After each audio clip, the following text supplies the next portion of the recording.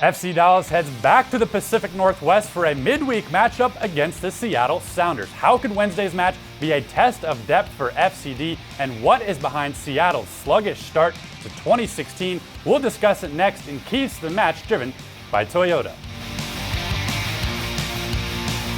We've seen the likes of Michael Barrios, Mauro Diaz, and Fabian Castillo get hot for FCD in recent weeks, and with 2 goals across his last 3 games in all competitions, you can add Maxi Rudy's name to that list as well. Yeah, FC Dallas 7-0-0 this year when a Rudy has a goal or an assist, and he's really rounding into form coming off that Copa America break. We saw the great goal in San Jose on Friday night, but his game is about so much more than that. Pressuring the defense, forcing those errors that FC Dallas has really capitalized on. Dallas is in the middle of a brutal stretch with 5 games in a 20-day span. At some point along the way, you can expect Oscar Pareja to test some of this club's young depth. Wednesday might be something to keep an eye on. Yeah, and looking ahead, 3 more games after this between now and the 23rd. So, like you said, we expect some squad rotation, but this is what FC Dallas was built for this offseason. You saw proven MLS starters Victor Ulloa, Tesho Akindele, Ryan Hollingshead playing limited minutes in that win over San Jose. So Oscar Pareja certainly has some tough decisions to make, and they're very tough because how do you take out players playing so well right now?